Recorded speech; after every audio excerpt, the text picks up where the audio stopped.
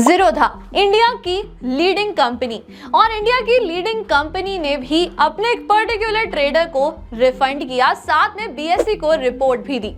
लेकिन ऐसा हुआ क्यों और क्यों ट्रेडर ने ज़ीरोधा के अगेंस्ट कंप्लेन की, आज इस वीडियो में मैं आपको बताने वाली हूँ। लेकिन अगर आप हमारे चैनल पे न्यू हो तो आपको क्या करना है, चैनल को सब्सक्राइब करना और बेल आइकन को भी प्रेस करना है और इस वीडियो को सभी के साथ शेयर करना है। तो चलिए अब स्टार्ट करते हैं। उन ट्रेडर का नाम है विजय गुप्ता। 7 जुलाई 2023 में एक ग्लिच आया, ज़ीरोधा का प्लेटफॉर्म चलना बंद हो गया, जिसकी वजह से लाखों करोड़ों ट्रेडर्स को काफी ज्यादा लॉस झेलना पड़ा। और सभी ट्रेडर्स का ये कहना था कि अब ज़ीरोधा को उनको कंपनसेट करना चाहिए या फिर कंपनसेशन देना चाहिए, लेकिन किसी ने भी उनके अगेंस्ट कंप्लेन नहीं की। 3:03 पर ज़ीरोधा का एक ट्वीट भी आया जिसमें ये लिखा था कि ये इंटरनेट सर्विस की वजह से ग्लिच आया है और वो इस पे काम भी कर रहे हैं और इनकन्वीनियंस के लिए माफी भी मांगी ट्वीट में।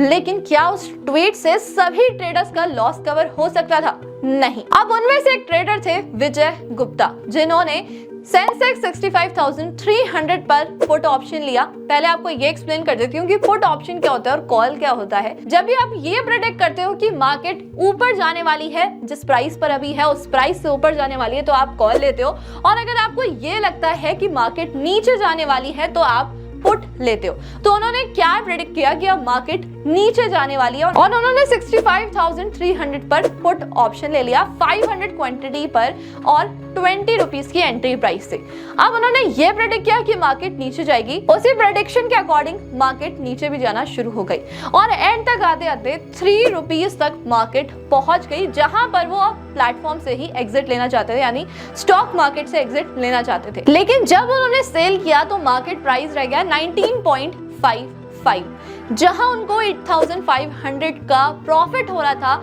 वहीं उनका प्रॉफिट रह गया 225 रुपीस का। कैसे, वो भी मैं आपको एक्सप्लेन करती हूँ। जब मार्केट प्राइस 3 रुपीस रह गई तो वहां पर उनको 500 into 17 यानी 8,500 का प्रॉफिट होने वाला था, लेकिन वो सेल नहीं कर पाए और मार्केट प्राइस ऊपर चला गया और वो हो गया 19.55। अब सिर्फ 0.45 ही रह गया था।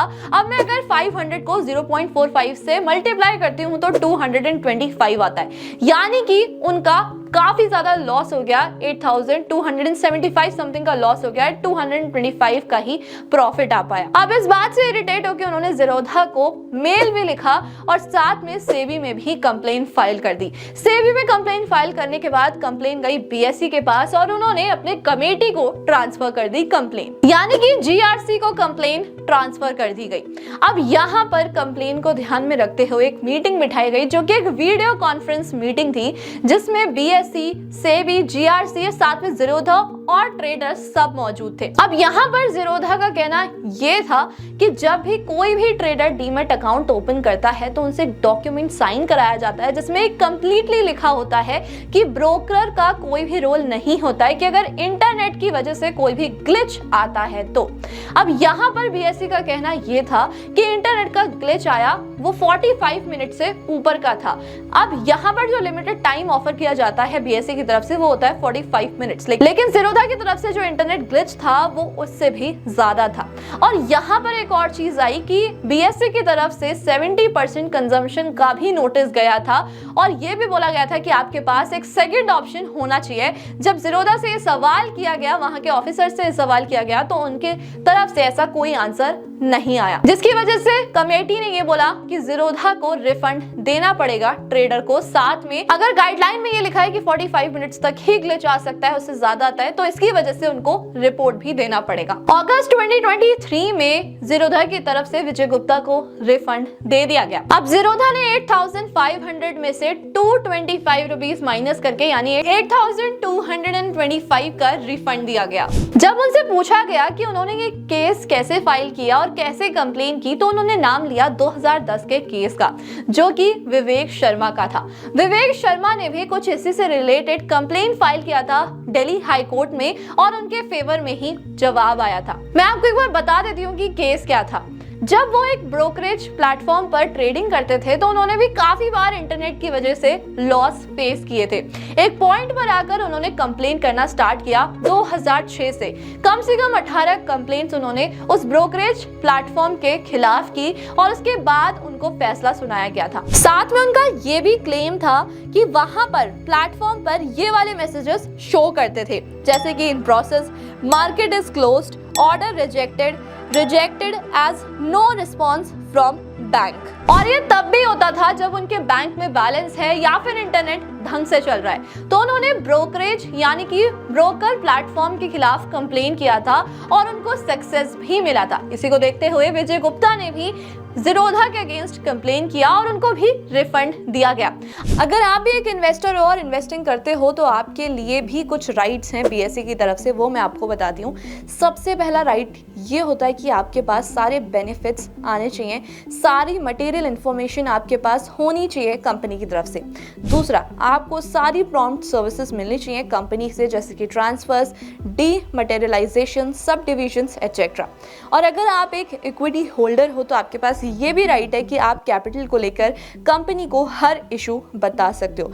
साथ में आपने जितने भी शेयर्स परचेज किए हैं उसकी वैल्यू और वो शेयर्स आपके पास आने चाहिए विद इन 24 आवर्स। अगर आपने सेल किए हैं तो उसका अमाउंट आना चाहिए और अगर आपने परचेज किए हैं तो शेयर्स डिलीवरी आपके पास होनी चाहिए विद इन 24 आवर्स फ्रॉम पे आउट। अगर आप भी इन्वेस्टमेंट करते हो तो आपके पास एक यूनिक क्लाइंट कोड भी होना चाहिए UCC। आपके पास एक KYC की कॉपी होनी चाहिए और सारे डॉक्यूमेंट्स भी होने चाहिए। अगर आप कोई शेयर खरीद रहे हो तो वहां पर आपके पास ये भी पता होना चाहिए कि आप कौन सा बेस्ट प्राइस पर परचेज कर सकते हो। अगर आप कहीं पर इन्वेस्ट कर रहे हो तो आपके पास एक कॉन्ट्रैक्ट नोट आना चाहिए फ्रॉम द ब्रोकर, एक स्पेसिफाइड फॉर्मेट में, एक्सचेंज शोइंग ट्रांजैक्शन प्राइस भी होना चाहिए उसमें, ब्रोकरेज, GST, STT एटसेट्रा सब कुछ ये मेंशन होना चाहिए कि कैसे एप्लीकेबल है सेपरेटली। और ये ना आपको within 24 hours of your trades मिलने चाहिए। स्टेटमेंट ऑफ अकाउंट भी मिलना चाहिए at least once in a quarter from your stock broker. अब यहाँ तो मैंने आपको सिर्फ 2 केसेस बताए। ऐसे बहुत बार होता है कि प्लेटफॉर्म पर इंटरनेट ग्लिच चल रहा होता है जिसकी वजह से काफी ट्रेडर्स लॉस फेस करते हैं और इसके अगेंस्ट कंप्लेन भी नहीं करते क्योंकि उनके पास कोई भी रिकॉर्ड नहीं होता। तो जब भी अगर आप ट्रेडिंग करते हो तो आपको ये सब चीजें ध्यान में रखनी चाहिए। और अगर आप ट्रेडिंग स्टार्ट करना चाहते हो तो आपको डीमैट अकाउंट के लिए लिंक भी हमारे डिस्क्रिप्शन बॉक्स में मिल जाएगा, आप जाकर चेकआउट कर सकते हो। और ऐसे इंटरेस्टिंग वीडियोस के लिए हमारे चैनल को सब्सक्राइब करना और बेल आइकन को प्रेस करना बिल्कुल मत भूलना। Thank you so much.